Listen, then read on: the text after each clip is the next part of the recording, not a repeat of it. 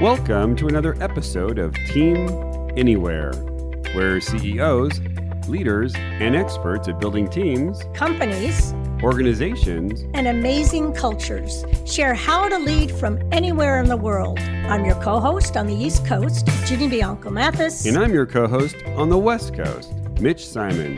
And we invite you to join us to Team Anywhere.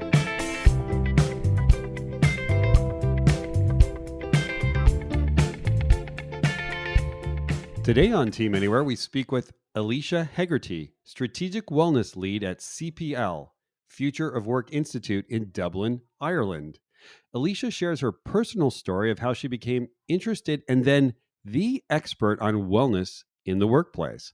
Her conversation about the 8 dimensions of wellness and her insistence on data and its application to wellness will provide you with a strategic approach to creating wellness programs that will impact your bottom line. Hello and welcome to another episode of Team Anywhere. I'm your co-host, Mitch Simon on the West Coast, and we've got Ginny Mathis, your co-host on the East Coast. And today we actually have someone from Europe. Yay! Really excited. Yay! And on the podcast, we have Alicia Hegarty, Strategic Wellness Lead at CPL Future of Work Institute. Working within multiple sectors, Alicia helps promote a healthy workforce that supports business needs and enhances productivity and engagement. So welcome, Alicia, to the podcast. Thank you so much. I'm delighted to be here. It's great to have you. And the first thing we'd like to know is, who are you and how are you attracted to the area of wellness in the workplace?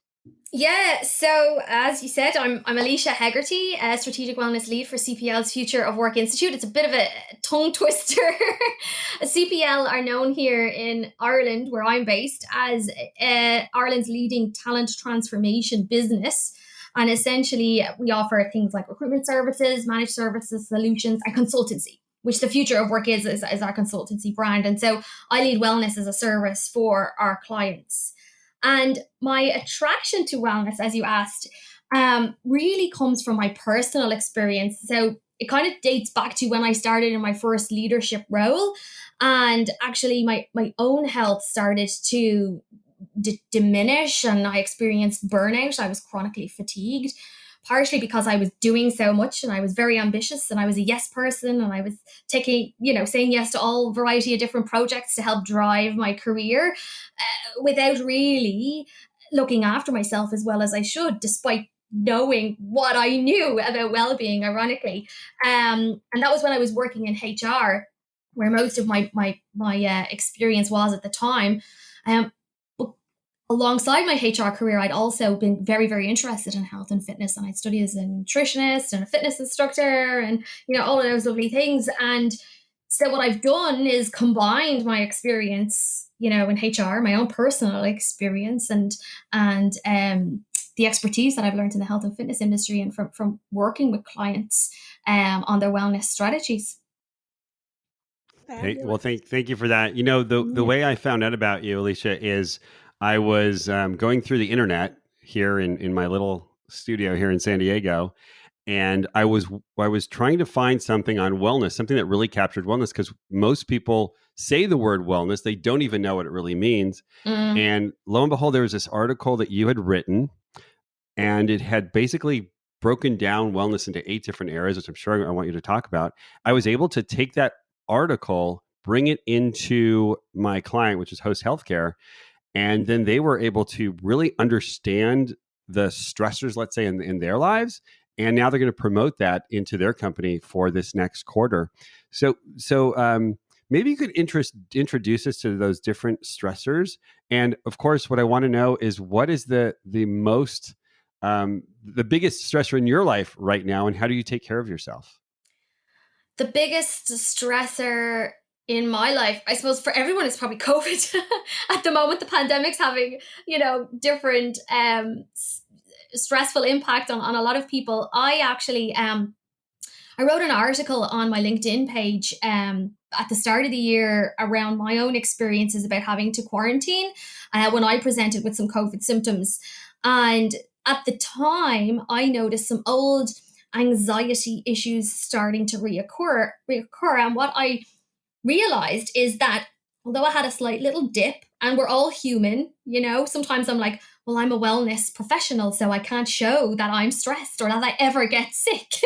But I think even more now with COVID, we can see people get sick, people get stressed, regardless of the type of job. And I think hiding it is something that, it's a stigma we shouldn't really do. And so I suppose had done a lot of work over the years in managing my own stress because of my experience with burnout. And I have now what I call a resilience toolkit. So I was able to use things like mindfulness and meditation and speaking to people close to me to help me bounce back. And also at the time, I've kind of recognized, maybe I wasn't eating as well as I should, or maybe I was drinking a bit more coffee, or I was feeling sorry for myself, so I was drinking more alcohol. And we all are susceptible to some of these things. But because of the stuff that I've been through in the past, I had a level of resilience that I was able to use and things that I was able to tap into. And actually, one of the things that I used that I found at that time, and I'm still doing to this day, I wasn't doing it pre-COVID, was journaling. Never really journaled that much before, but I'm finding now it's really helping me in the absence of having to social distance and be maybe a little bit further apart from friends and family. Okay, we can do it virtually, which is great. But one of the things that I've been doing is journaling. I found it really beneficial. Let me ask, how in COVID are you finding journaling to be helpful? In some ways, there's a lot of things, I think, from speaking with people very, very similar, in a similar position, there's a lot of questions and thoughts kind of rolling around in the head. And I find by putting it down on paper, it gets it out of the head, and you're kind of, not quantifying it. In some ways, you may be dwelling on a particular subject. You may be worried about your own health, about the health of your friends or your family. And I think sometimes, rather than having it roll around in the head, simply by writing it out sometimes helps get rid of some of those questions. And then sometimes I found, well, actually, I'm worrying about something that probably isn't within my ability to solve when we're all in this, and I think as well, for me, reflection, I find, is quite good. So I've been doing a lot of kind of inner work and reflecting on things that have been going well, as opposed to focusing on the negative. And then also and it could be different. Every day could be different. One day I could focus a lot on gratitude and things that I'm grateful for. But I find even just sitting in front of it and going, I have to write something. Let's write something. And then it just starts flowing and it just starts coming out. And it's really, I find it's really interesting, the type of things that come out. Alicia, what I have found, and I think this is what you're saying, so I just want to emphasize it, that the writing down is even more powerful than just chatting with someone. Hey, if nothing else, chat with someone. Really important. The writing down does force what you just said, reflection. When you write down and it's in writing and it's the mechanics of it, they say, neurologists say, that then it forces reflection. And that, I think, is the gift you give to yourself. And it sounds like, wow, I'd put that right up at the top with your wellness. Yeah, for sure. And it's something very small that you can start doing, and it was a friend of mine who is a yoga and mindfulness instructor who had kind of recommended it to me. And I probably would have turned my nose up. I was like, oh God, what am I going to write? What do I, But once you get started, you almost sometimes can't stop. You got your journal. Yeah, you almost can't stop. I find it really beneficial, really profound, particularly with where we are at the moment. And then I start thinking about the future and you start writing your different thoughts down, and what if my future kids pick this up down the line and they'll know what I was thinking during COVID, and it's I give them a piece of history. Could be a piece of history. Yes, it is. But one point, and then there's tons of questions we want to ask you. When I coach leaders, as you may, I say, I'd like you to keep a journal. I'll type it out, or no, I want you to keep a journal. So then I come to the next meeting. Do you have your journal? No. Well, then, lucky, and I just reach down. I've got 10 journals, right? Pick the one you like. You have to use it. Yeah. I think it's really good, and it is much better, the physically writing it rather than typing it. I tried that for a while and I wasn't as consistent with that, but I do find the art of actually getting a pen, paper, having a book, and writing it with a pen is is much more powerful. I think there's some science behind that, but I wouldn't know too much about it. There is, yeah. I think I'm definitely going to try that. It just brings me back to law school where all we did was write until we fell asleep with a pen. I remember writing with a pen. Does anyone remember writing with a pen? Oh, Okay. yeah. Calligraphy, Colored pen. all feathers. Yeah. Great. Okay, great. So let's do this. What does wellness mean? And what does wellness in the workplace mean for those of us who are still struggling with the word? For sure. So, I mean, wellness can mean different things to different people. But in short, I like to think of wellness in the context of the workplace is where both the employee and the employer collaborate to use a continual improvement process to protect and promote the health and safety and well-being of the employees in the workplace. And so this isn't necessarily just in the context of our physical or mental wellness, but as you mentioned, the future of work, we look at it across 8 dimensions of wellness. So it's considering things like financial wellness, occupational, intellectual, environmental, spiritual, and social wellness as well as those. And I think what I really like about that definition is that it's collaborative and it's continuous. I think they're the really 2 key things to note there. It's not just about the employer and their responsibility, but the employee also has a responsibility for their own health and well-being. Like I have a responsibility to manage my own health and well-being. And I think it's about, as I mentioned, protecting and promoting. So it's continuously looking at the health and physical and mental safety of the employee. How does the collaboration look? What does it look like? Because I can just imagine the CEO walking in and saying, you get down and do 10 push-ups because I'm going to promote your wellness. So I'm just wondering, how does it work from encouraging both sides? So again, I think it probably is initiated from the employer, and it always needs to come from the top down.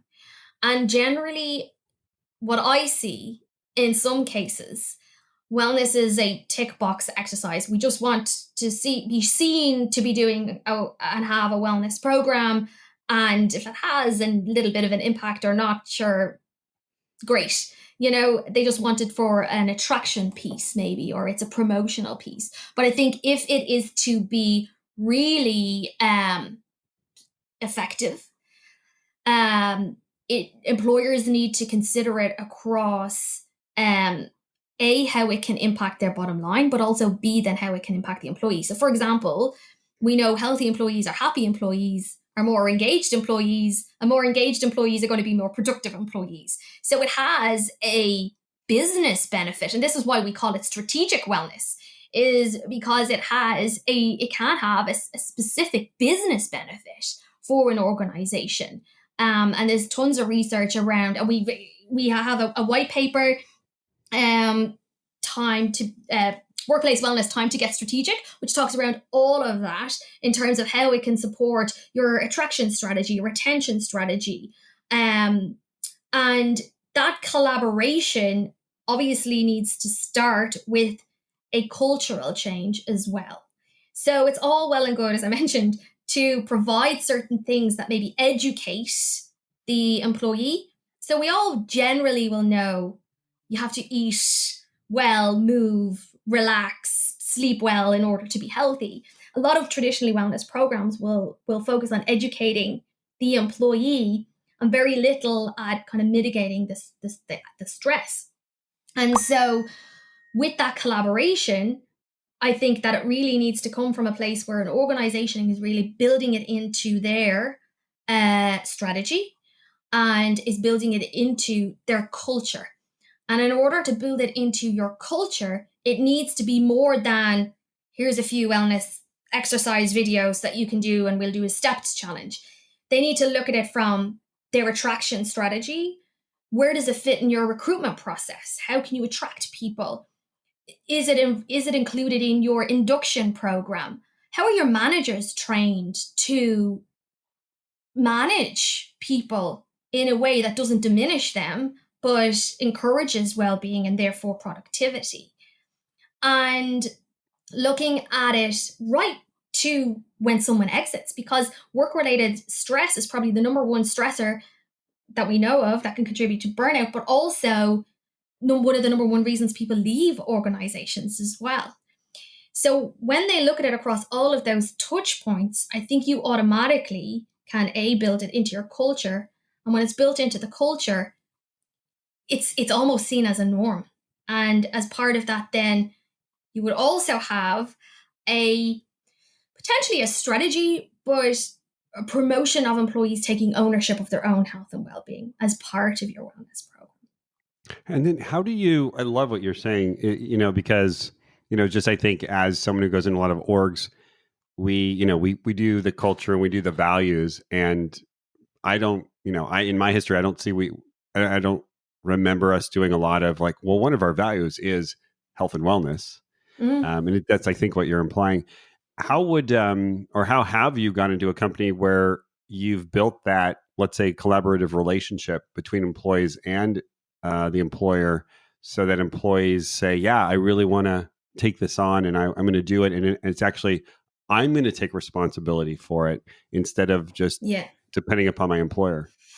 So I think there's a little bit of a flaw, I think, sometimes in the design of wellness programs. Traditionally, wellness sits within HR, and HR are responsible for designing and implementing it. And one of the mistakes I see commonly is HR people will, and this is not a fault of their own, generally will decide and design the wellness program the way they think it should be. And then they roll it out and they're like, well, why is no one engaging in this? So I love to involve employees, and there's loads of research to suggest that if you involve me in the design of something, I'm more likely to want to be involved, and I'm more likely to continue to tell everyone else to get involved because I was involved in it. So that's the approach that we use when we're working with organizations to design their wellness strategy is, okay, we'll run our diagnostic to see, well, what's the cause, and then narrow it down so that we can work with employees through a series of workshops or whatever that is to support the design of it. And therefore, when we roll it out, you get that engagement piece. And then how do you, what the other thing you said was continuous. So how do you see employers making sure that this is not a flavor of the month, but it actually is in fact, instinctive part of the culture? Yeah. Data. I love data. Anything. And then this is another thing that I think is missing in some ways for wellness programs. They're not measuring it.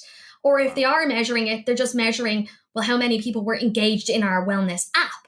They're not necessarily measuring it against things like their engagement or their productivity or their absenteeism, and seeing, well, if I'm a CEO, I want to know, well, what's the return on investment if I invest in this? Or what's the return on value? So in productivity and engagement and retention, what value am I getting back? So I'm a huge believer in measuring those outcomes. And then you build your continuous improvement plan based on that. So right now we know there is probably certain things that are contributing to stress or unwellness, as I like to call it, within organizations, purely because of the pandemic. But next year, that could be different. And the year after, it could be other things. And so this is why if we go in with a one-size-fits-all approach to wellness, it doesn't really have that ROI or that ROV that we're really looking for. And it may not also be having an impact on the employee, a beneficial impact. So by measuring it and by using that data, we can make sure that our wellness strategy is continuous. It's continuing to improve and it's having that impact on employees. And again, this is where, as you mentioned before, when we roll out our diagnostic, it looks at those things as well. So it can tell us what areas are really contributing to the unwellness at the moment for employees. And that might change. So let's go directly into the 8 dimensions. And I know that when I was meeting with my team at Host Healthcare, we kind of came up with 3 of the 8 that were really being impacted due to COVID. I love the way you said that, you know what? Okay, so it's going to be COVID this year. It might be something next year or the following year. I'm just wondering on what you're seeing of the 8 dimensions that are really coming out as unwellness given COVID. I love that you used unwellness. So this is really, really hard to pin it down because it really depends on the organization. And there are some organizations that are doing really well in some of the dimensions, and there are other organizations that aren't doing really well. So, for example, some organizations, occupational wellness is really high contributor to unwellness due to job insecurity or work overload. But in other organizations, and maybe even some industries like, tech or pharma, this may not be as high. So you also have in some organizations where, and I've spoken to even, people in my network where management expectations still haven't changed. So this is putting further demand on employees. But then there's others where management has changed and is more empathetic and they're more considerate. So again, I think it really depends on the organization. And I did a webinar on this actually, and it's on my LinkedIn page as well if anyone wants to look at it. And it goes through all of the 8 dimensions and where we see the problem areas, because you can argue as well, financial wellness and social wellness are a huge problem because people are struggling financially, they're worried about job loss, and they've lost that social connection. In some organizations, spiritual wellness is having an impact, and maybe intellectual, because communication from leadership is really, really poor. For all of us, I think environmental wellness is probably hit because our physical working space has changed, and some organizations are doing really well in providing subsidies to their employees and others are not, so I think that, and again, then all of this has a knock-on effect on our physical and mental wellness. So it's really hard to pinpoint it to one or two things. I think you could look at all of them, but I think it really comes down to the organization as well. Can you tell us a little bit, because this is the one, and I love the way you rattle off because you've memorized these, which is great. I haven't memorized them yet. I do know that your second one, which is intellectual wellness, has a lot to do with just managing the workload. And I'm just wondering, and for a lot of us, we would, when a lot of us think about wellness, I mean, frankly, at least in the United States, I just go directly to, wellness, meditation and yoga. Yeah. And I know it's much more than that, especially for those who are just never going to do yoga. And never going to do it in a studio again. Sorry about the yoga studios. But for intellectual wellness, which is managing the workload, especially because, I used to commute an hour a day or an hour and a half each day. Now I have those 3 hours back. And so what do? I just work more. And I'm just wondering, how have employers been able to deal with those employees who are just, they're showing their commitment and dedication and they're working and they're going crazy. So how do you deal with that particular unwellness? Yeah, and I think this is a real problem, and I think it was even a problem pre-COVID, but it's probably more so now because and I don't have kids yet, so I can't really speak from experience, but from speaking with people whom I know who, are at work in the morning, manage the kids in the afternoon, and then they're logging back on at night, it's a real problem. People aren't necessarily switching off. And we've also seen, a lot of statistics. Burnout has almost doubled since February, particularly here anyway in Ireland and the UK. So it is quite concerning that people are constant with that work overload, and people want to prove themselves. They want to prove themselves worthy within an organization. They're afraid they're going to be let go, so they're doing more work if they're, or if they're in a sales position. I mean, it's harder to make sales at the moment as well. So, and in some organizations, if you don't, bring in money, your role may not be relevant. So I think people are worried and therefore they're trying to prove themselves. I think one of the challenges also is technology. As great as technology is, with the evolution of technology, we can work on our phones. So to answer your question, and I'm sorry for rambling, I think there's a two-way approach here. I think the employee needs to set boundaries. And I had to take apps off my phone so I wouldn't reply to people who messaged me at 10 a.m. or 10 p.m. about, sorry, I am online at 10 a.m., 10 p.m. or 11 p.m. or whatever at night, and agreeing realistic targets with managers and clients was really important for setting expectations for me to be able to manage my own time and my wellness. So this is where it comes back to your responsibility as an employee. I think then also from an employer's perspective, it's a cultural thing. So if you really and truly want to be an organization that takes wellness seriously, you can't allow or encourage people to be emailing out of hours or setting unrealistic targets. So these are the biggest reasons people will work late. And I think managers need to be mindful of this if they're seeing employees being impacted or burning the candle at both ends. And I suppose as leaders, we need to lead in a way that, yes, gets work done, but doesn't diminish a person to the brink of exhaustion. I think that's real kind of old leadership style. And I am seeing, and I think it probably will, and I don't know if I have the exact answer for this, but I do think leadership is evolving as a result. But I think we've all been thrown in at the deep end as well. So let's get real. It's just nobody's listening. It's just Ginny, you and me here, right? Mm-hmm. And let's just say, okay, I own my own business, and I'm watching this COVID thing, and I'm watching my employees work, I don't know, 50, 60, 70 hours a week. And you know what? I'm loving it because I've just never seen my employees work so hard in their lives. And I'm just thinking about all the money I'm going to make and all the profits we're going to have, and how this is just really great. How do you take me off that ledge before I burn out all my employees? What would you say to me? I think it comes down to, it's really interesting. And I go back to put my nutrition hat on or my coaching hat on when you're kind of burning a candle at both ends. And it's like talking to someone who has a sugar addiction, and you're constant with that sugar, but you're going to end up with diabetes if you don't sort out your sugar intake, So I think it's having a realistic conversation with someone to understand, yes, okay, I know you're making loads of money now. I know that sugar tastes really, really good right now. But in the long run, these are the impacts that you're going to have. Your people are going to leave. And there's data to support all of this. If people are burnt out, you can run a survey with your employees. They might be working really hard and they might be fine. They might not have any unwellness, or they might not be stressed. But in most cases, it'll be very, very difficult, particularly if they're working long, long hours at that time for a long period of time. Like, we can do short stints. I mean, there are certainly times where I've worked, maybe not all-nighters, but you've worked a lot of hours to reach a deadline or to get something over the line. But if you're doing it constantly, it will have detrimental impact to your business. And I like to use the diabetes thing because people could kind of relate to that. And nobody really wants to go there. Great one.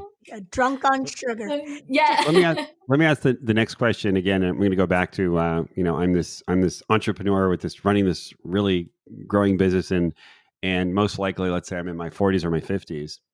What I wanted to know is how can you share with me how unwellness or wellness is impacting my Z-Gens, my millennials, and my boomers?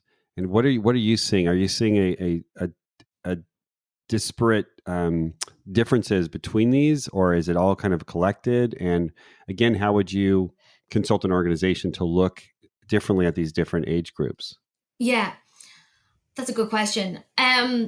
For generations, we definitely see difference. I see it more so in their health needs or desires are very different. So what I wanted in my 20s for my health and well-being was more social side of things and was more career progression. When you get into your late 20s, early 30s, you're starting to think about, family and, work-life balance and spending time at home with the kids and stuff like that. And then maybe later in life, you're considering more. Actually find people in the older generations are more considerate around chronic diseases and managing chronic and preventing chronic disease health.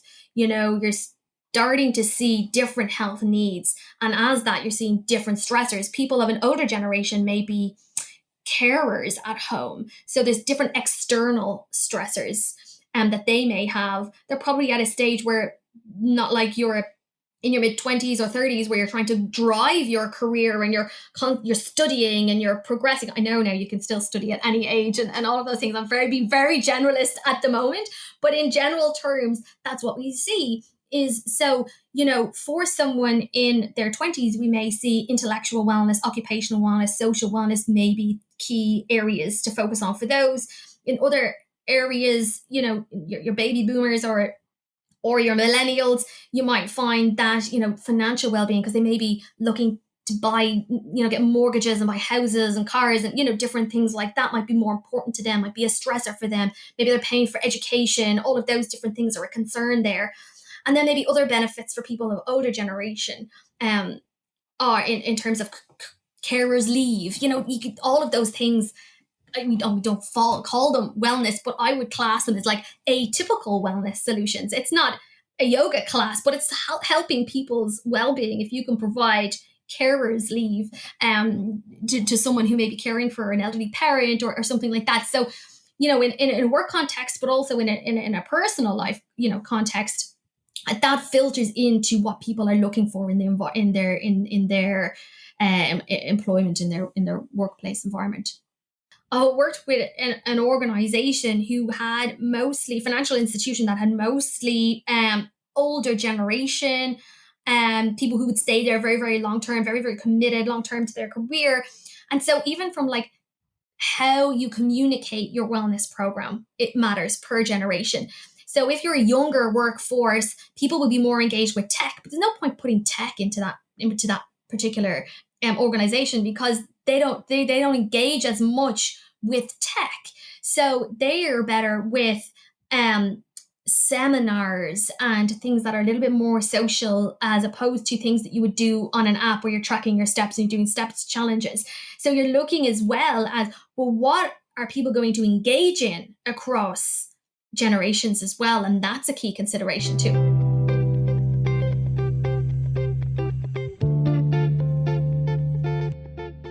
We'd like to take this brief interruption to thank our sponsors and then get back to our program. We'd like to thank Marymount University, Arlington, Virginia, School of Business and Technology, innovative solutions upskilling for the what's next economy at marymount.edu. Oyster Organizational Development, dedicated to higher performance, business success, and leveraging teams at oysterod.com. And WeJungo, a strategic people process consulting firm at WeJungo.com. My last two questions are, what is the thing that you're most fearful about given COVID and given this time and people not maybe taking care of themselves or taking care of their wellness? And then I want to, on the other side, say, and also, what are you most hopeful for, given the impact that you're having in the world? Obviously, your words are being heard throughout the world. Wow. What are you most hopeful for as people take on this new look at wellness as something very serious and something to really unite employers with employees?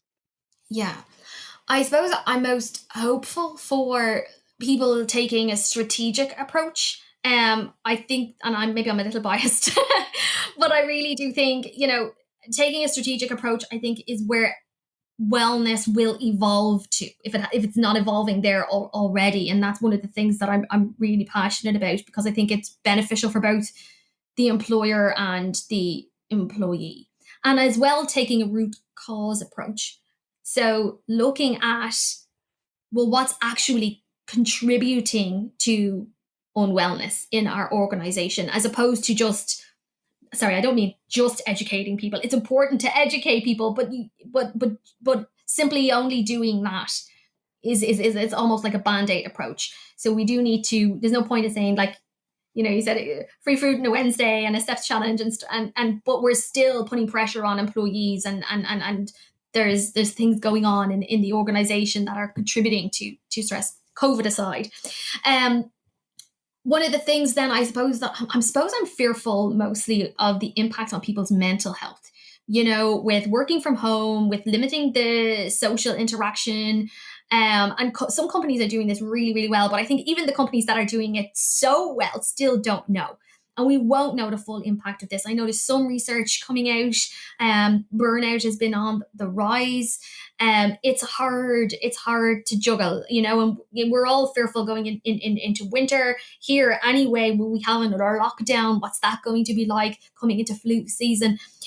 That's my biggest fear, is the impact that this will have psychologically on people, particularly, and maybe coming from a HR background. I'm actually writing an article on this at the moment, is the impact that COVID is going to have on burning out HR professionals.